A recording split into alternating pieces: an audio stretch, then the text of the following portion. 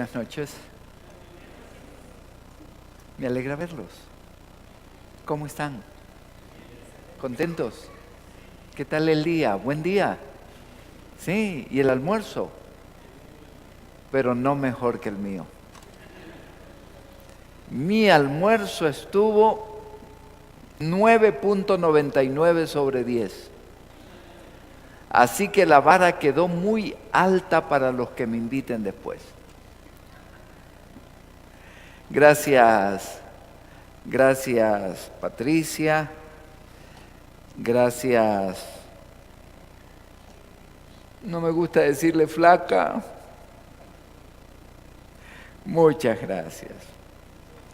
Bueno, es hora de estudiar la palabra. Vamos a abrir nuestra Biblia en el libro de Génesis, el capítulo 29. Génesis 29.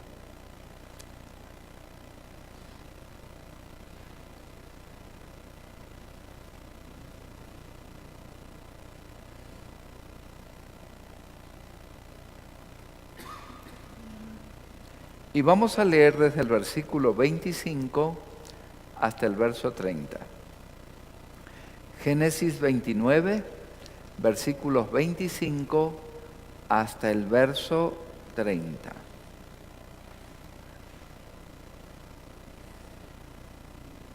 Venida la mañana, he aquí que era Lea. Y Jacob dijo a Labán: ¿qué es esto que me has hecho? ¿No te he servido por Raquel? ¿Por qué pues me has engañado? Y Labán respondió: es que no se hace así en nuestro lugar, que se dé la menor antes que la mayor. Cumple la semana de esta, y se te dará también la otra por el servicio que hagas conmigo otros 7 años. E hizo Jacob así, y cumplió la semana de aquella, y él le dio a Raquel su hija por mujer. Y dio Labán a Raquel su hija, su sierva Bilha por criada. Y se llegó también a Raquel, y la amó más que a Lea, y sirvió a Labán aún otros 7 años. Esta es una historia supremamente interesante. Vamos a tratar de reproducirla en esta noche. Y vamos a tratar de profundizar en ella. Quiero decirles que es muy difícil comprender cómo es un hogar poligámico en una sociedad donde somos predominantemente monogámicos. Comprender algunas costumbres de Oriente con mente de Occidente no es tan fácil. Pero vamos a tratar.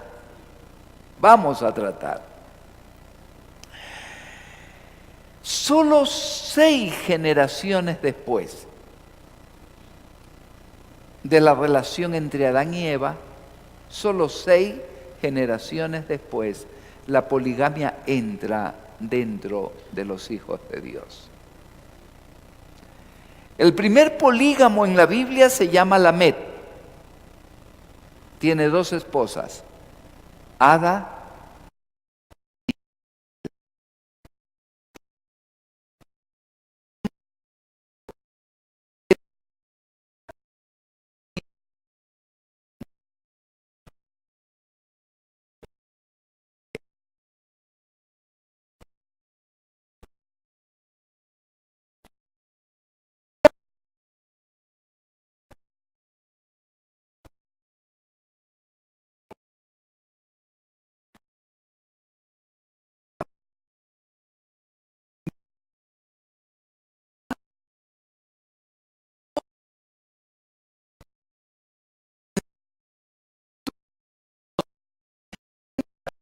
en sus vidas, esta gente tenía valores.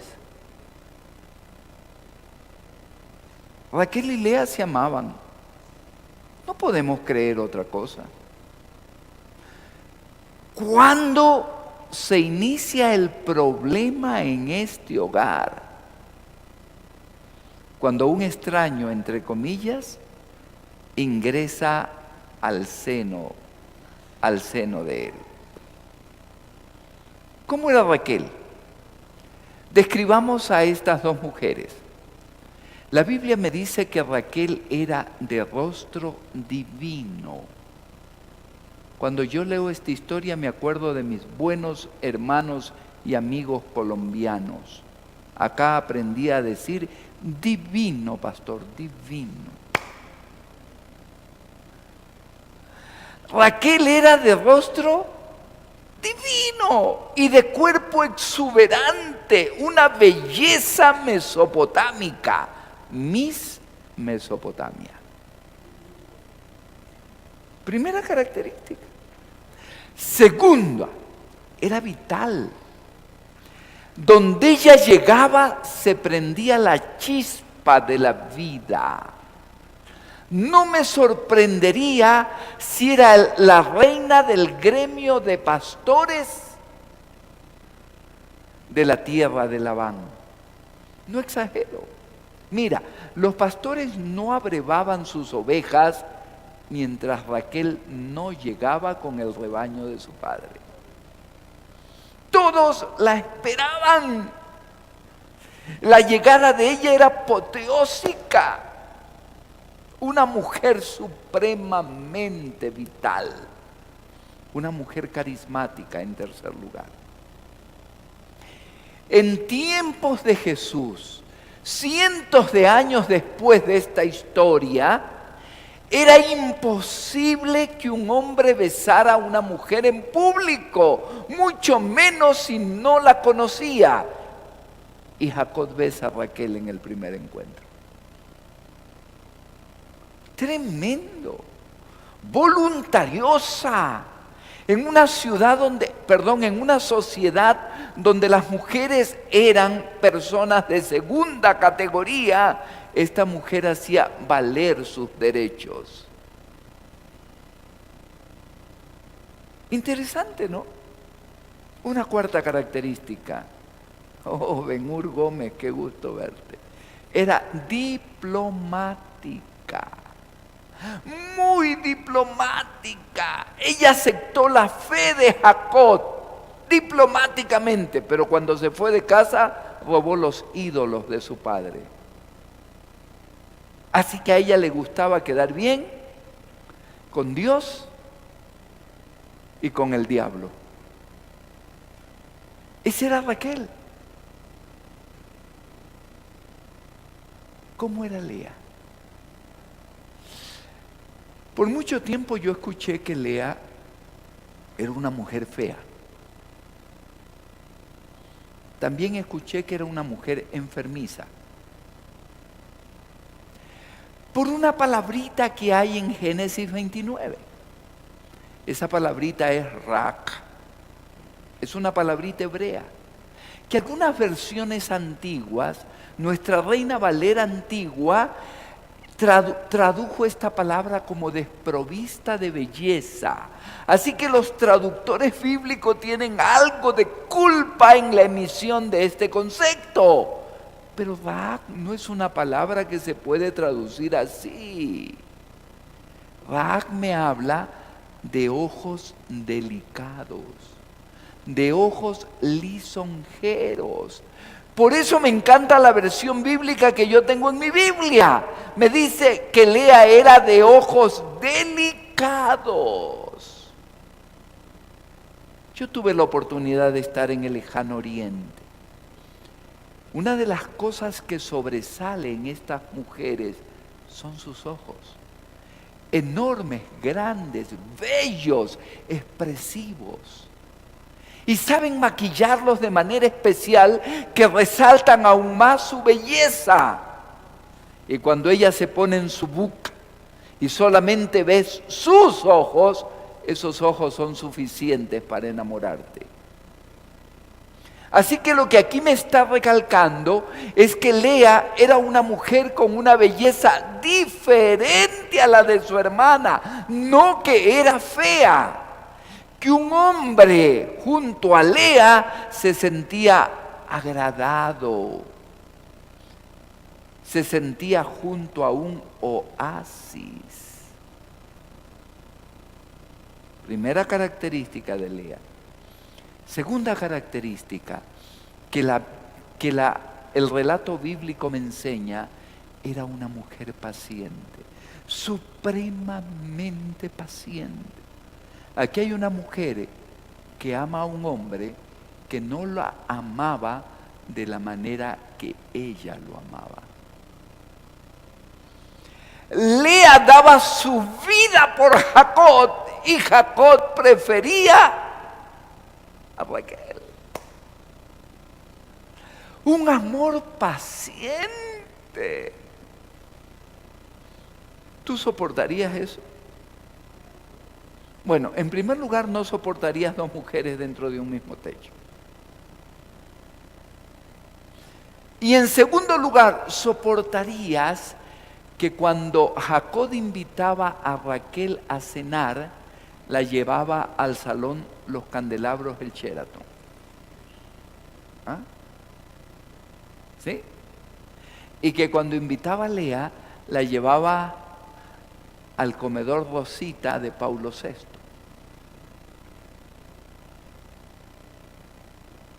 Que cuando le compraba ropa a Raquel, era J.C. Penney, Carolina Herrera. Y cuando le compraba ropa a Lea, eran Modas Carmita. ¿Tú soportarías eso? ¿Soportarías eso? Y sin embargo, el amor de Lea era perseverante. ¿Sabes? Yo quiero decirte esto. Los estudiosos tipológicos de los personajes bíblicos señalan que Lea es un tipo de Jesús. Un amor paciente por un ser que no la amaba como ella lo amaba. Y así es el amor de Dios con nosotros. Es un amor impresionantemente maravilloso por seres que no lo amamos como Él nos ama. Interesante, ¿no? Paciente. Y en tercer lugar, era una mujer confiable. Dos mujeres, dos bellezas, que muy bien pudieron ser amadas por diferentes tipos de hombres.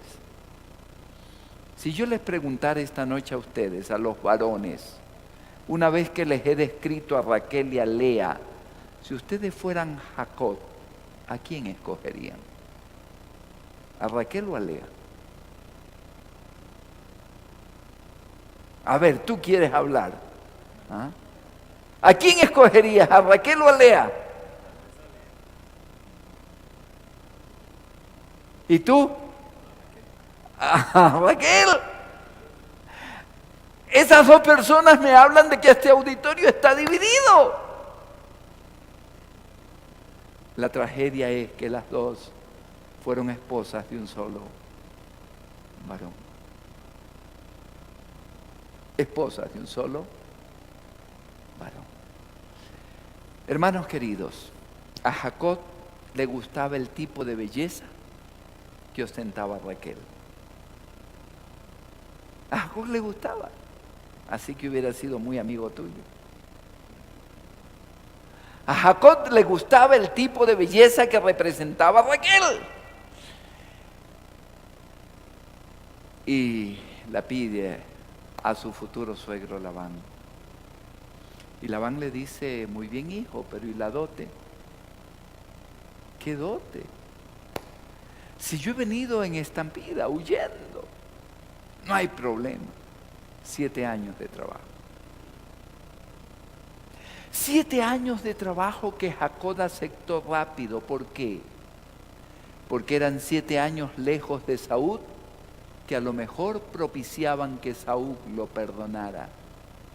7 años viviendo bajo el mismo techo, muy cerca de la mujer que amaba. 7 años que satisfacieron al astuto Labán.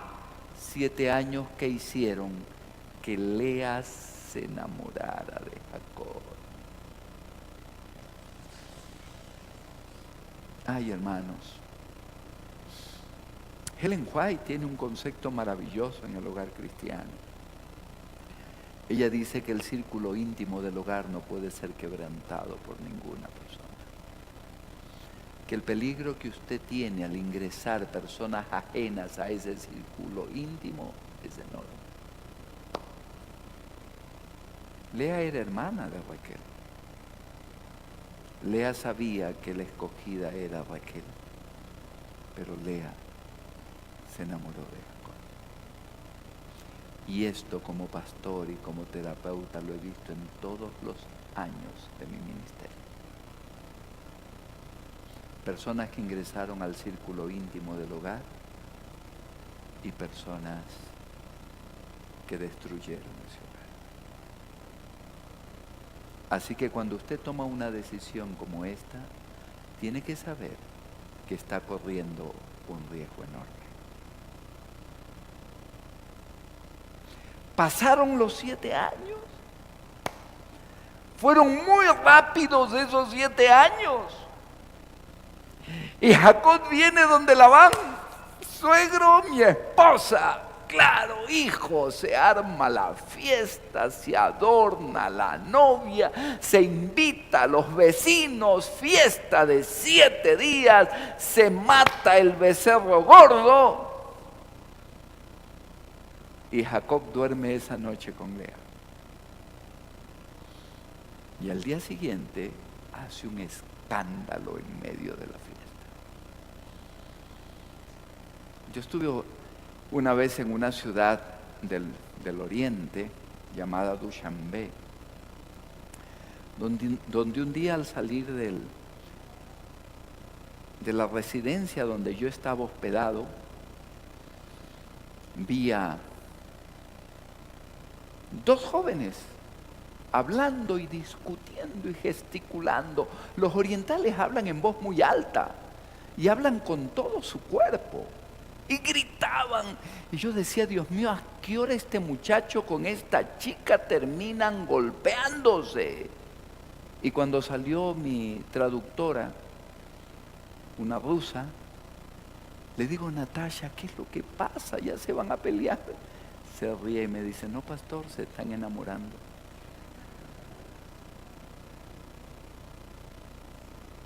¿Te imaginas cómo sería la reacción de Jacob en medio de la fiesta? Me engañaste, Labán, me engañaste. ¿Cómo rasgaría su vestido? Me engañaste. Yo te trabajé por Raquel y descubro que es Lea.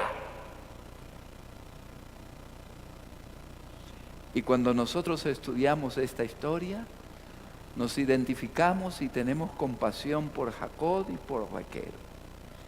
Mas yo quiero decirles esta noche que en esta historia hay 4 engañadores engañados. 4 engañadores engañados.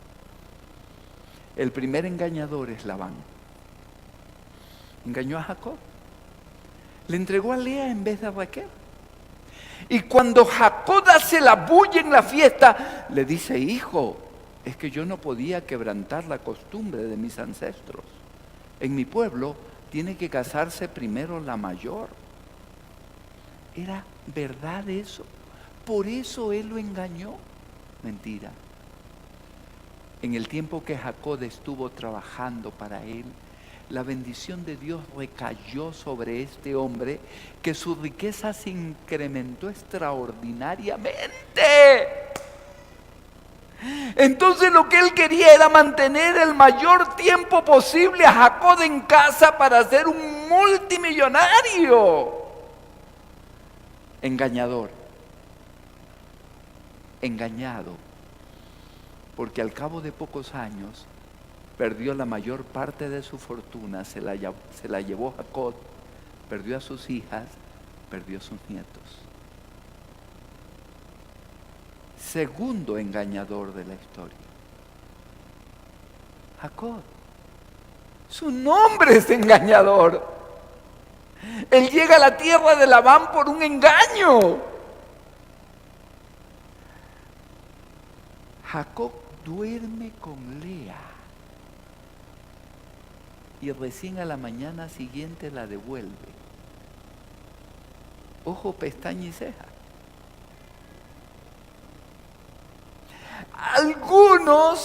Algunos intérpretes bíblicos dicen es que lo que pasa es que Lea se casó con el rostro cubierto. Sí, eso es posible. Pero cuando llegan al tálamo nupcial, ya no hay velo, ya no hay nada. Es más, cuando se realiza la primera relación, siempre habían unos trapos blancos abajo para que esos trapos se mancharan con la sangre de la Virgen, y esos trapos se traían a la fiesta y la fiesta aumentaba, explotaba en alegría, porque el matrimonio había sido consumado de acuerdo a las reglas y a la voluntad divina. Así que, ¿qué pasó con Jacob? ¿Por qué se acostó con ella? Tuvo intimidad con ella, la Biblia me dice eso, y a la mañana siguiente la devuelve. Otros dicen, no, es que Jacob tomó tanto vino que estaba borrachito y no sabía con quién tuvo intimidad, y a la mañana siguiente descubrió que era Lea. Por favor, hermanos, cuando un hombre está tan borrachito, de eso nana y cuca, pues.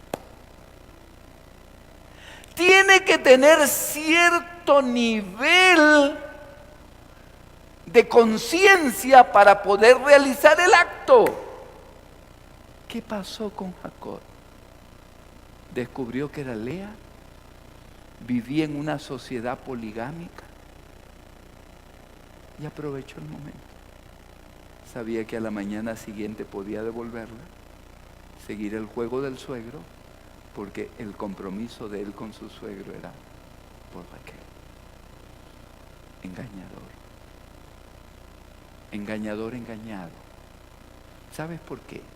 Porque él proviene de un hogar monogámico y su hogar poligámico va a ser de sufrimientos permanentes para su vida.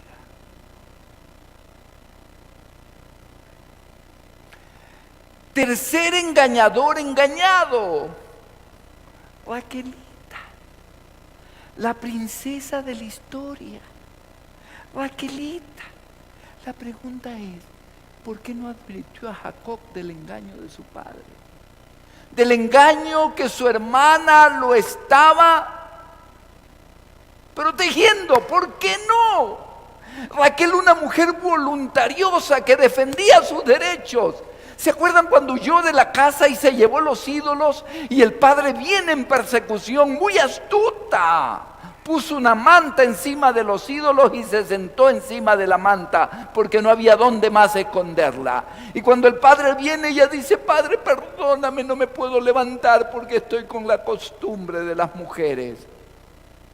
Porque algunos dicen que Raquel auspició el engaño por sometimiento a la voluntad paterna. Pero la Biblia me habla de una mujer voluntariosa, decidida. ¿Por qué Raquel permitió el engaño? ¿Por qué no le advirtió a Jacob? Hermanos, para comprender esto hay que entender a una sociedad poligámica. En esa ciudad de esos muchachos que discutían, yo daba un ciclo de conferencias a musulmanes. Y la mayoría de mi auditorio estaba compuesto por mujeres, porque los varones casi no van donde las mujeres van. Y un día yo quise hablar con una señora que yo la veía que cada noche venía y se sentaba delante, una matrona de la ciudad. Yo quise hablar con ella y le pedí a mi traductora que viniera y le dije, mira, yo quiero que tú me expliques algo. Yo vengo de una sociedad diferente a la tuya, donde los varones vivimos con una sola mujer bajo el mismo techo. donde si un varón trae a otra mujer dentro de ese mismo techo, es la Tercera Guerra Mundial, ¿no? Quiero que me expliques cómo tú puedes vivir. El hogar de ella estaba compuesto por 3 esposas y su esposo. ¿Cómo tú puedes vivir con 2 esposas más bajo el mismo techo? Ella ya, a los que hablan de Dios, a los predicadores les dicen ulema. Me dice, ulema, yo estoy haciendo lo que tú enseñaste una noche. ¿Y yo qué enseñé una noche? Que el amor comparte, que el amor entrega, que el amor da, que el amor no es egoísta.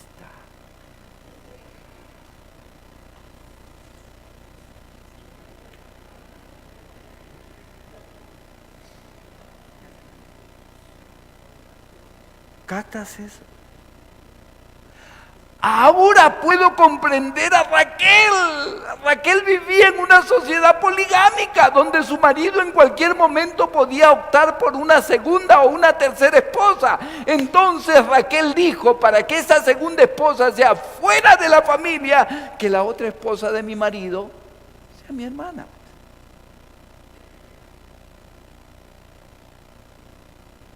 ¿Captamos eso?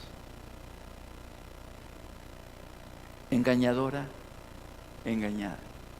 Porque al final, ¿cómo sufrió? Porque Dios le dio hijos a Lea y a ella no le daba. Y por supuesto, la cuarta engañadora es Lea. Le engañó, permitió y propició el engaño. ¿Por qué? Porque se enamoró de Jacob. Así que miren, hermanos queridos, esta noche, si Labán engañó por interés, si Jacob engañó por oportunismo, si Raquel engañó por inconsciencia, Lea engañó por amor. Ahora, ¿quién es la bruja de la historia? Difícil, ¿no? Difícil ahora pensar quién es el brujo o la bruja de la... Yo paro un poquito aquí en la historia y te voy a decir algo. A todos los que tienen hogares esta noche, que están con su esposa al lado, en todos sus hogares el engaño fue parte del proceso. Aquí hay un grupo también de engañadores y yo soy el primero. Te lo voy a demostrar. ¿Sabes cuánto conoce una pareja de su pareja antes del matrimonio? Máximo de un 30 a un 40%. ¿Sabes cuándo descubre el 60 al 70% de lo que es tu pareja? Cuando te casas. Te digo más. De ese 30 a ese 40% que tú conoces antes de casarte, es la parte luminosa, lo mejor de él o ella. ¿Sabes por qué? Está enamorado de ti y te muestra lo mejor. Su parte sombreada u oscura te la oculta o te la disminuye, te la mengua. ¿Cuándo descubres cómo realmente es tu pareja? Cuando vives con él o con ella. Así que tú te enamoras de esa niña que canta aquí adelante como un ángel. Transmite una luz maravillosa. Es un ángel. Y cuando te casas descubres que es un ángel caído. Porque se enoja terriblemente.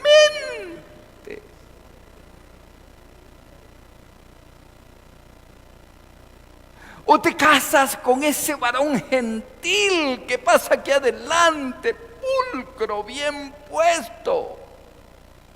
Y cuando te casas, descubres que ronca. Ronca, no te deja dormir, es un suplicio. Yo atiendo a parejas que se van a separar porque ella ya no aguanta más. Tengo una crisis de ansiedad, tengo insomnio, doctor, ¿qué hago? Este hombre ronca terriblemente. O tiene un sistema digestivo no muy silencioso.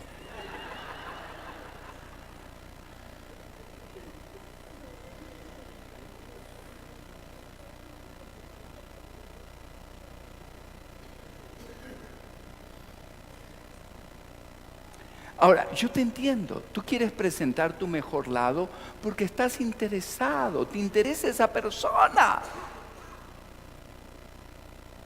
Pero eso es parte de esta palabra llamada engaño. Ahora, yo te puedo decir o presentar otros ejemplos de engaño, ya mucho más consistentes todavía. Hace poco estuve en una ciudad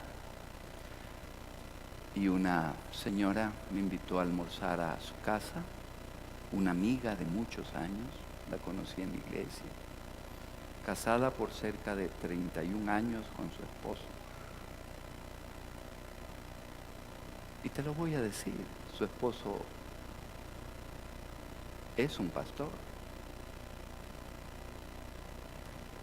Y ella se separó de él. Él sigue siendo pastor. Ella se separó de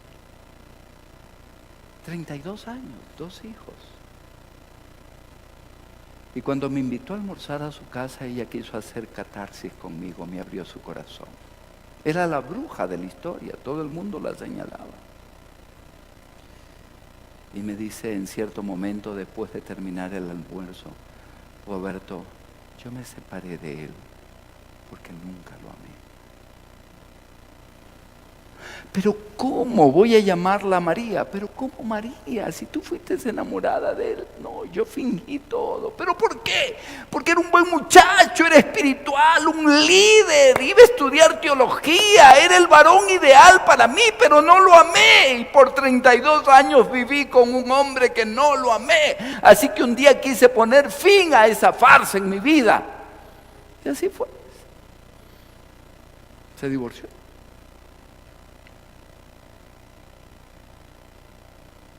Pero ¿y eso le dijiste tú a él? No, yo le dije que estaba enamorada, que lo quería. Yo pensé que en el transcurso de nuestra vida de casada lo iba a aprender a amar.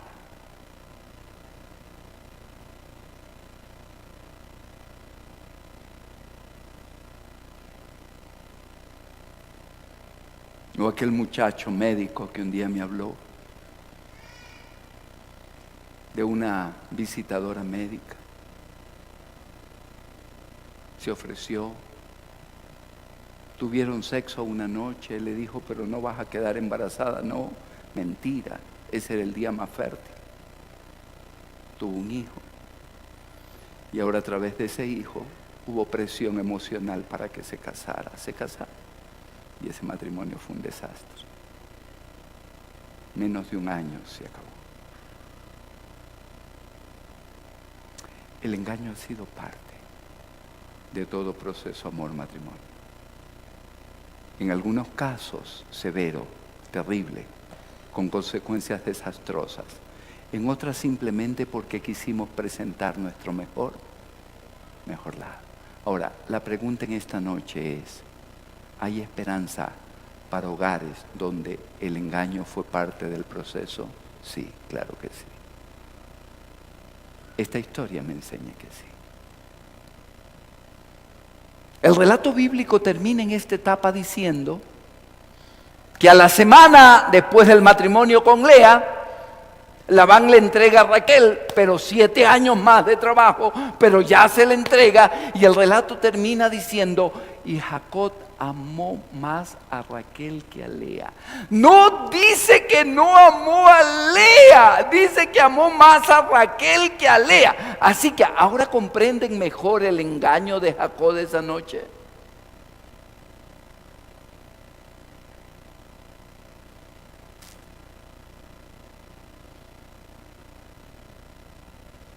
Y los tres comienzan a vivir bajo la misma carpa.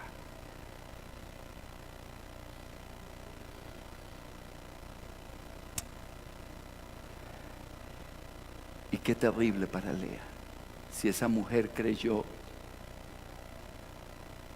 que su marido la iba a amar a ella como la amaba a Raquel, se engañó. Se engañó desde la primera noche cuando él hizo un escándalo terrible rechazando a Lea.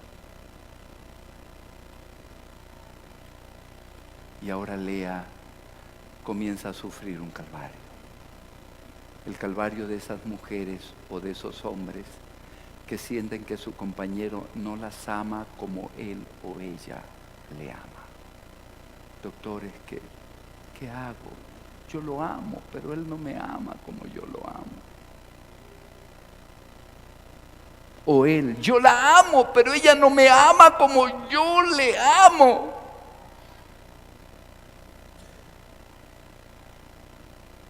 Y entonces buscas un lugar donde llorar, donde sufrir, donde desahogarte. Y Lea se encerraba en su cuarto, en su carpa cuando Jacob no estaba, o en el baño para que nadie le escuche, y ahí vaciaba su alma delante de Dios.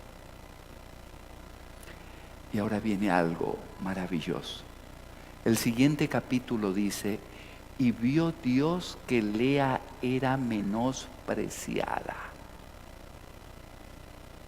Menospreciada es que tenía un valor menor que el de Raquel. No es que no tenía valor, sino que para Jacob el valor de Raquel era mayor que el de Lea. Y a continuación dice: y le dio hijos. Hermanos, me encanta esto. Me encanta esto. Dios sabe lo que tú sufres. Hoy estaba conversando un poquito con mi esposa sobre una frase que un comentarista bíblico la estaba explicando en su libro, y se acordó Dios, y se acordó Dios, y se acordó Dios. El acordarse de Dios no es otra cosa que Dios derrama bendiciones sobre ti. Y entonces Dios le da hijos, y el primer hijo se llama Rubén. ¿Sabes qué significa Rubén? En el nombre de los hijos hay un mensaje maravilloso en esta historia. Rubén significa: y vio Dios tu aflicción. Lea podía encerrarse en el baño, podía escapar de la carpa al desierto. Donde quiera que ella lloraba y derramaba su alma en soledad, vertiendo su amargura, Dios la veía. Dios ve tu dolor, lo que tú sufres en el seno de tu hogar. Dios lo ve. Rubén significa eso: y vio Dios. Y el segundo hijo, Simeón, significa: y oyó Dios. No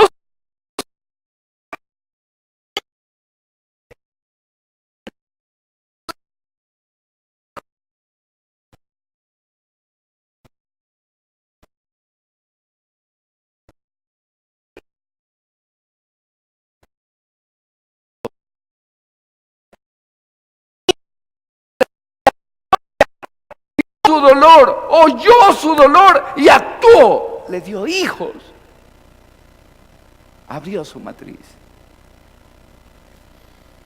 Y en cada hijo Lea tenía una esperanza. Raquel no le da hijos. Yo le estoy dando hijos.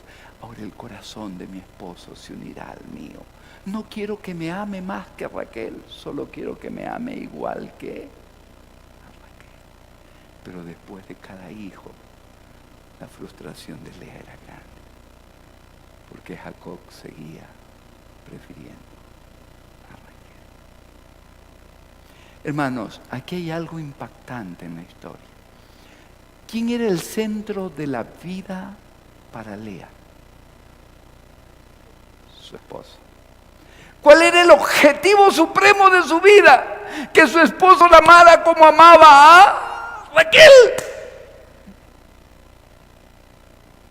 Quiero decirte algo en esta hora de la historia. En esta vida, nunca vas a tener satisfacción completa. Nunca. Ni como persona ni como familia. Siempre te van a faltar centavos para el peso. Porque en esta vida nada es perfecto. Si tú estás descontento con la esposa que tienes, ojo, pestaña y ceja. Los segundos y los terceros matrimonios tienen menos probabilidades de éxito que el primero. Y los errores del primero se reproducen en el segundo y el tercero. No es verdad que aprendemos de los errores primarios. Y si alguno cree que la esposa o el esposo que tiene es tan defectuoso que mejor es vivir solo, mentira. Las estadísticas me señalan que ese hombre y esa mujer sola inmediatamente busca compañera. Increíble.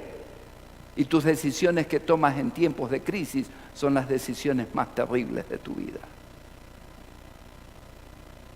Ahora, no estoy diciendo con esto que soy un ingenuo y que no comprendo que hay relaciones en las cuales el mal menor es la separación.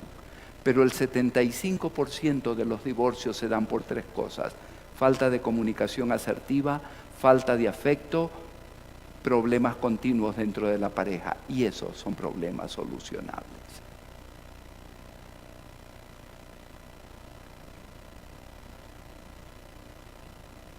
Nunca en esta vida vas a tener todo lo que quieres. Ah, si mi esposo me dedicara más tiempo, qué feliz sería. Ah, si mi esposo me dijera más palabras bonitas, qué feliz sería. El día que te quedas sola, sin esposo, vas a sufrir por ti sola.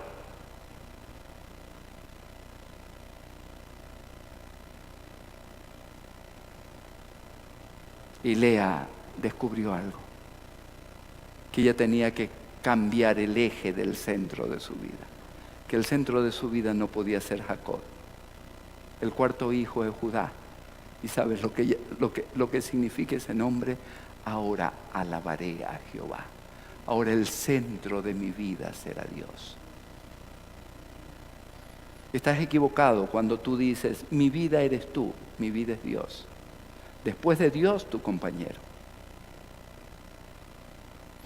Cuando Lea comprendió eso, su vida cambió. Fue su punto límite, su punto de inflexión. Ya no comenzó a sufrir por lo que le faltaba, sino a disfrutar lo que tenía. Amén, hermanos, en cada hogar siempre te van a faltar cosas, siempre, pero disfruta lo que tienes. Amén. Sí.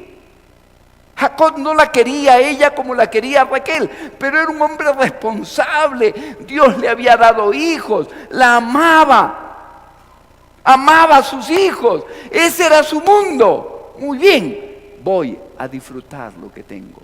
Hay seres humanos que hasta la muerte mueren amargados porque no alcanzaron lo que querían y no vieron lo que tenían. Yo les comenté el otro día a una persona atrás que cuando trabajé en Colombia, había un profesor, un ingeniero reconocido, no adventista, que era un gran catedrático, un erudito en su área que trabajaba en administración en el turno de la noche. Y fue mi amigo porque yo también trabajé dando clases en ese turno. Y él tuvo 3 esposas y 2 uniones libres. Y entró en una depresión clínica profunda, que casi muere. Y cuando comenzó a salir de la depresión, comenzó a interesarse en las cosas de Dios, a buscar la Biblia, a buscar ayuda. Terminó bautizándose siendo adventista. Y en ese proceso yo lo invité a un seminario de psicología familiar. Y esa noche que estuvo, cuando salió y conversamos, sonrió y me dijo, ay, Roberto, si yo hubiera sabido que mi tercera esposa era como la segunda, me quedaba con la primera.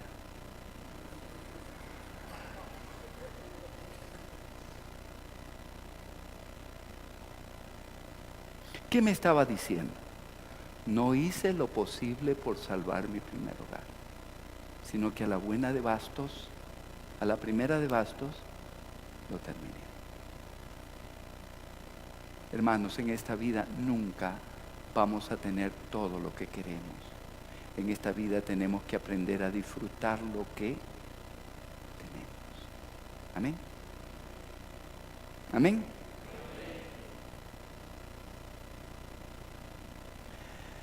Así que Judá es su hijo, punto de inflexión en la vida. Lea cambia su actitud.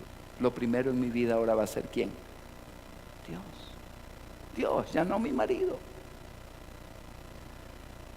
¿Y quién comienza a sufrir ahora? Raquel.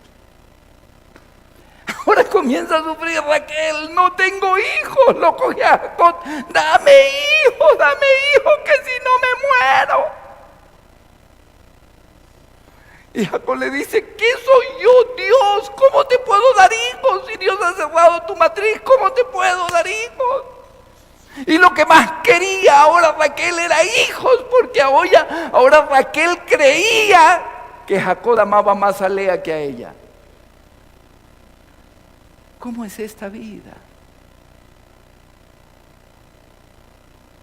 Y Dios le da un hijo. No es suficiente porque ya Lea lleva 6. Quiero más. Y lo que más quería, se la llevó a la muerte.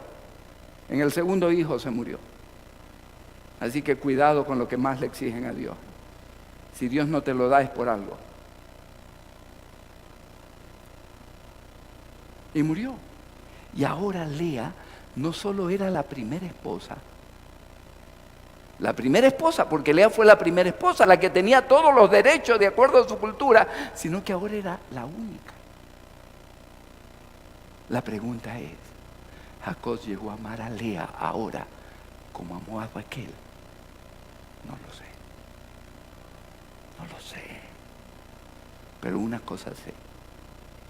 Lea es considerada por el pueblo judío como una heroína. Es la madre de 6 tribus. Hijo de Lea es Judá. De Judá viene David. De David viene Jesús. Pero quizás el hecho más diciente. ¿Sabes una cosa?